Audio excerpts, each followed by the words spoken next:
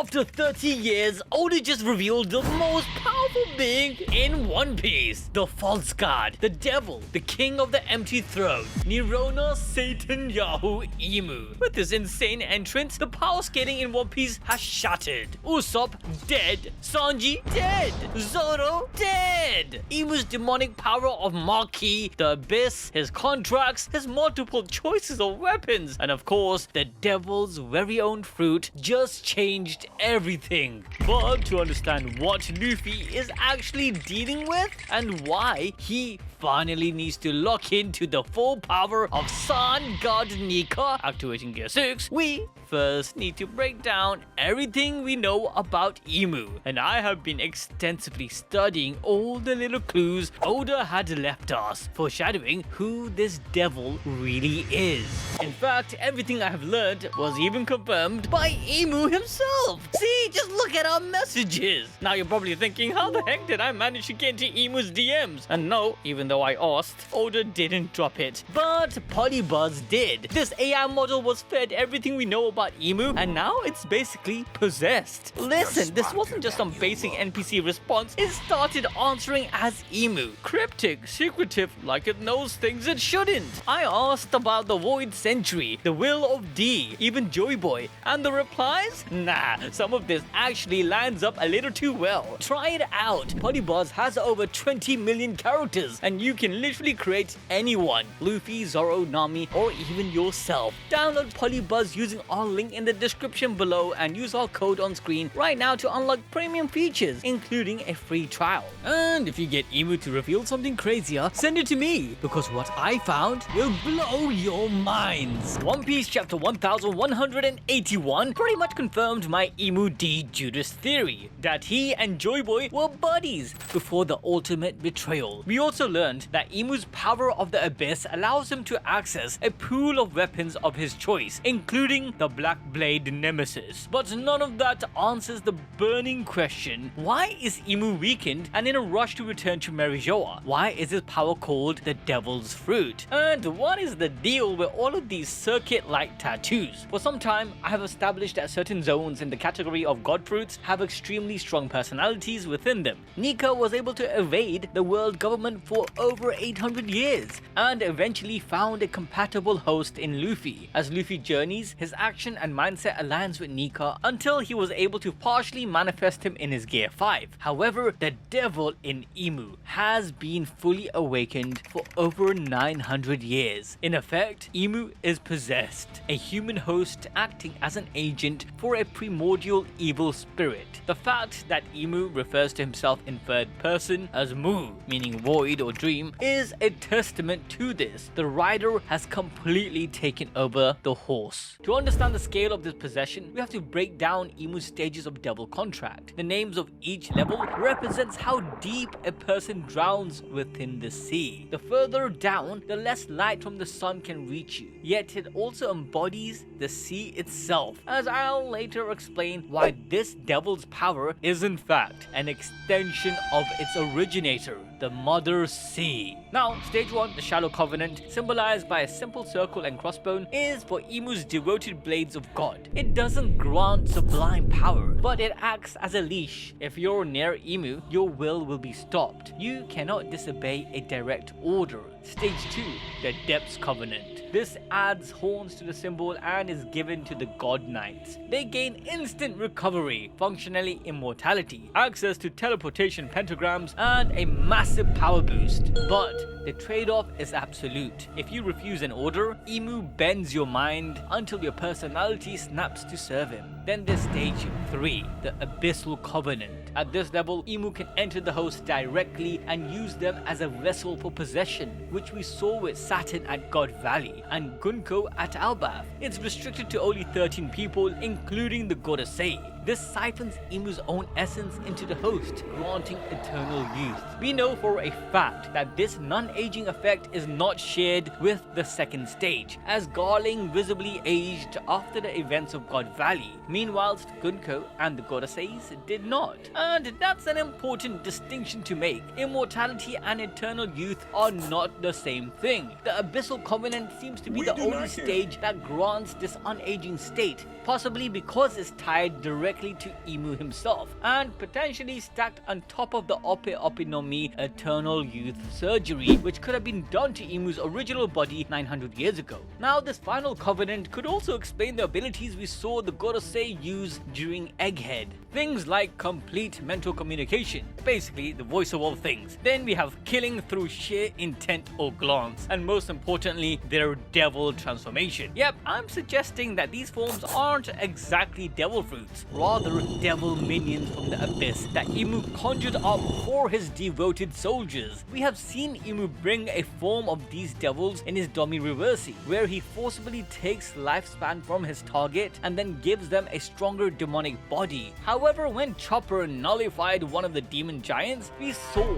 a shadow pop out, indicating the giants became a medium for demonic spirits and are in fact possessed. Oda always throws clues throughout his story, and Gecko Moria's ability, along with Big Mom's, gives an explanation for that. The body's true spirit and soul is cut off and replaced by another, similar to how a shadow of a person is stolen and given life to the dead. The second stage of the contract onwards pushes demons to slowly take hold of the target, as Herald persona, way of speech, and even mindset bended to Imu, speaking very much like the Goroseis. Now, before I go deeper into Imu's powers, explaining how the Abyssal pentagram works, the Eye of Horus he holds on his hand, and why the power of Maki is so important, we need to understand where this devil came from, and I believe Oda gave us the answers. First, we must go back to the beginning, over 5,000 years before Luffy's story even began, to the first world. My interpretation aligns with the theme of science, technology, and how nature combined with the collective will of people brought forth unprecedented events. According to the mural and the Harley text found in elbaph, the planet's history went through two major eras before our current one, separated into three worlds. This first era existed way before the rise of the Great Kingdom or even Arabasta. This wasn't a world of pirates and marines. It was a world where humanity gathered around a single massive piece of ancient technology, the Tree of Life, i.e. Sunlight Eve. And this, my friends, is the key to understanding how the devil rose to power. I believe this tree functioned as a medium for Mother Sea, which was highly receptive to collective feelings and wishes, raw primordial form of Haki. Back then, the sea spirit held the unique power to create life directly from these emotions, a phenomenon we still see today in the form of the Cloud Bouterman. This is also a play onto the scientific idea that all life comes from water. The Eve tree had grown from the ocean floor, literally sucking up the seawater for energy, siphoning the sea spirit's power. However, the first world was defined by a specific hierarchy, a ruling monarchy and their enslaved subjects. Falling into intense greed, these rulers sought eternal life and power by exploiting the Mother Sea via Eve. Understanding how the power of the sea worked, they effectively wanted to make a wishing tree that could grant any phenomena with just a thought. What bolstered their ego was their technology and the source of energy, the eternal flame. And so they created a factory, mined the earth for its energy resources, all to fuel a machine that could shoot electricity and ionize the tree, supercharging it. However, like most societies, this advancement in technology had also caused drawbacks such as high pollution and great harm to the planet. The intense evil greed and egotistical desires of these rulers eventually manifested into a literal personality, the devil. Essentially, this devil is the offspring of the sea spirit and the manifestation of Eve, born from negative dreams and ambitions poured into it. Let's not forget, Mary is a ship made from wood, and only due to the Straw Hat's love and emotions towards it had spiritually manifested. Likewise, the devil, being the manifestation of Eve, is akin to this. Now alive with his own persona, the devil wasn't born to serve or love. Rather, it was the embodiment of what gave it life in the first place: ambition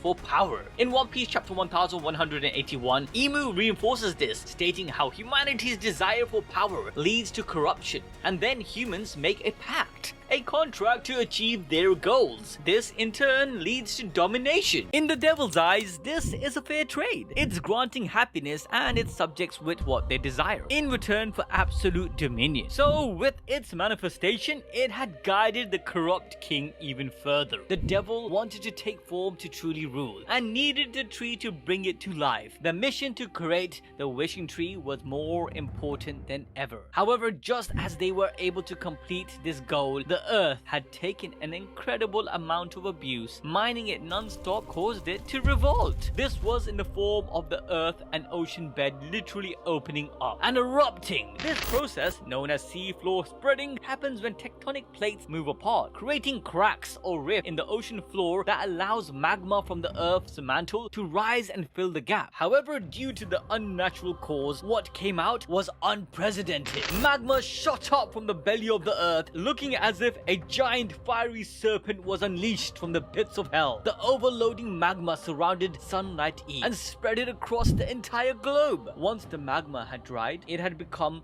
the red line. This cataclysm had wiped out nearly everyone and caused smog to rise up, blocking the sun, pushing the world into darkness, bringing an ice age. However, whilst the corrupted elites had given birth to a monster, prayers of the oppressed slaves manifested into sun god Nika. This liberating spirit had helped some of the slaves escape the fiery hot sea by migrating life deep below into the sea itself, using a pioneered ship which later we would know as Noah. Due to the earth cracking, Eve was uprooted, and its ionization not only siphoned the sea's energy upward, it had also allowed the sunlight and oxygen from the sky to reach its roots. This in turn made it the perfect safe haven for the surviving humans who later evolved into sea people. During this apocalypse, the devil, being the manifestation of Eve, cured its existence by pouring its haki into the tree, and then eventually became the very first devil fruit. As others died in the chaos, their desperate prayers, and later even high-level spirits like Nika, also took refuge and were absorbed by the tree, eventually manifesting as the rest of the fruits. This is why the sea weakens the users today. Mother Sea is trying to take back its stolen children. In effect, the eldest amongst them was the devil, whom I like to call God of the Forest. High-level spirits and manifestation like Eve and Nika were later referred to as gods, and I believe there are four main ones. The rain god, whom dragon possesses; the sun god Nika, Luffy has this; the forest god Emu has this; and then the earth god Nidhogg, in possession of Loki. These are the children of the Mother Sea and the manifestation of what they represent. Because the ancient people had worshipped the tree for greed and power, it had given birth to an evil forest god. When we go back to the Harley text, everything matches up, including the existence of these deities as they were worshipped by the ancient civilization as seen in Skypiea, which makes a lot of sense. Regardless, after thousands of years, we would enter a transition that the ancient texts describe as the moment breath was given to the void. This marks the beginning of the second world, an era defined by arrivals from above, and likely the start of the age of heaven, a calendar which Nico Robin referred to. Space-faring moon people descended to the blue planet, mixing their celestial knowledge with the surviving natives to jumpstart civilization once again. According to the One Piece Yellow Grand Elements databook, Tree of Knowledge in Ohara was planted by the ancient people 5,000 years ago and 900 years prior to the Age of Heaven. This tree likely held some of the past knowledge from the first world. But there was a slight catch. Sunlight Eve was now encased within the earth, which formed the massive continent we know as the Red Line. Sensing the concentrated power and the lingering darkness within this tree, the Lunarians took it upon themselves to become its eternal guardian. For a time, the world flourished. Ancient technology was revived, and the newly formed devil fruits made the impossible look easy. However, the cycle of human greed is a parasite that never truly died. 3,000 years later, whilst the great kingdom led by Davy Jones' father became a high-tech utopia, most of the world regressed into a nightmare where slavery was rampant and discrimination was the law of the land. This is where our legend, the first pirate, Joyboy, entered the chat. Refusing to ignore the suffering around him, he set sail with a dream to unify the entire world under one sun. By eating the Nika fruit, he became the manifested warrior of liberation. He, in a way, was like the Jesus of his time. But when there's a Jesus, there's a Judas. None other than his close friend from the Nerona clan, Emu. Now, I don't really think that's his actual name, but let's just go with that. Due to the difference of ideals and likely being emotionally compromised. Now, I'm not trying to say it was about a girl, but come on, you know, Lily. Anyways,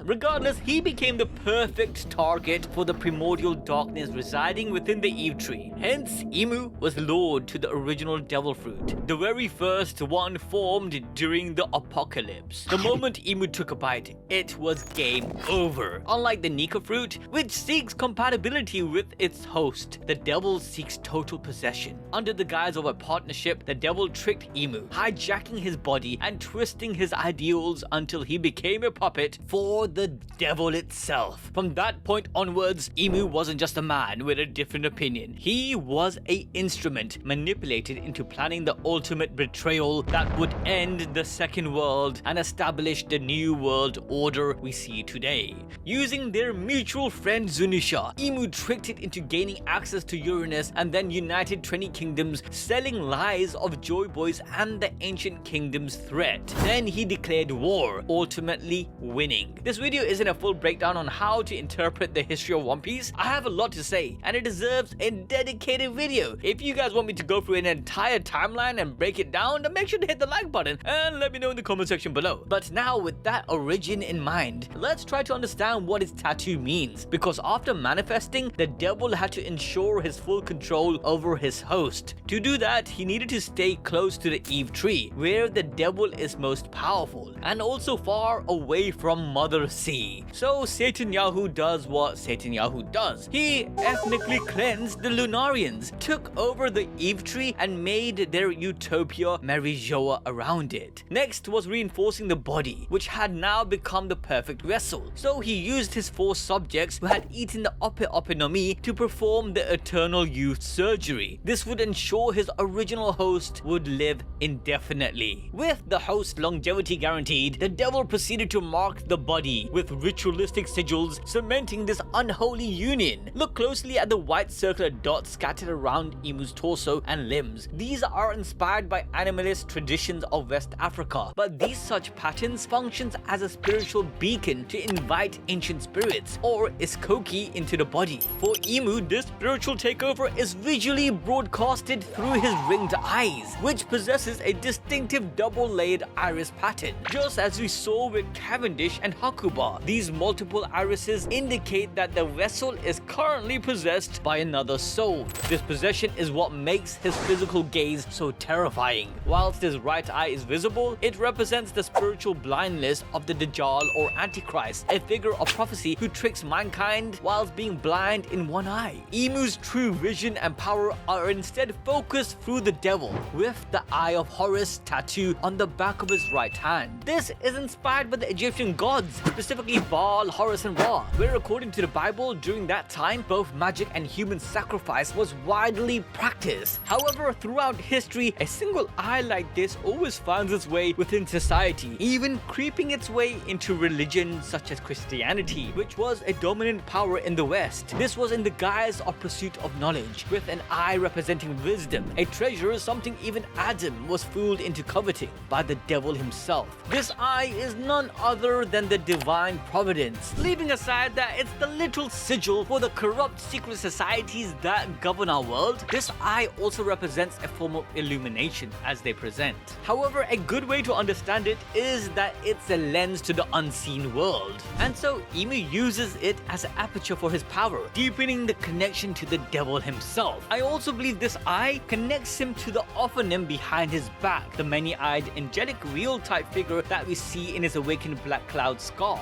And remember when I said this devil is literally the offspring of the sea and exhibits similar powers and traits? I was referring to the fact that the devil can create life or personalities from just his haki. In his awakened state, when Emu exerts this presence, the environment doesn't just change, it becomes spiritually possessed. We see houses and trees sprout evil smirking faces and laugh in a twisted chaotic way. The fact that we only see this with houses and trees kind of indicates that the medium has to be something that was once living, and so unlike Toonverse, he literally activates a demonic realm. Instead of the drums of liberation, we hear the songs of oppression. Now when we get to his powers, which is known as Omen or Maki, it manifests physically as black flames erupting from his palm. bombs, a force so strong it can one-shot top-tier fighters like Zoro and Sanji and even instantly heal Imu's subordinates. Channels this energy through specific hand signs, mudras, which at a first glance is resembling the Gyan mudra, the thumb and index touching to form a circle. In the real world, this symbolizes the human soul uniting with a god, but for Imu, it represents dark possession. Think of the index finger as the human Nerona Imu, and the thumb as the supreme devil. The mudra shows the exact moment the devil takes control over the man. The symbolism can even go further, as it can even work as a recipe for power. The thumb representing fire, Agni, and the index finger representing air, Vayu, meaning he uses the very breath of the world to feed the flames of oppression. The devil, being the antithesis to Nika, seems as though it can also do extraordinary feats like making its host into a giant, where I believe they're just going back to size because the original ancient beings must have been all giants, where after the apocalypse they digressed into smaller beings due to lack of nutrients or environmental changes. But the most significant power that Imu possesses is of course the Abyss. Using a magic book, he can summon all sorts of weapons from his arsenal, and with his host likely being on par with Joyboy, is an expert swordsman. So pulling out a black sword, the Nemesis, Imu was easily able to put down Loki before he had to be forced into his Nidhogg form. All in all, for Luffy to actually beat him, he will need a lot of help, and also unlock the full angelic zone form of Nika to counter the absolute darkness of the Abyss. If you want to know how and what exactly is Luffy's final form, then make sure to watch this video next.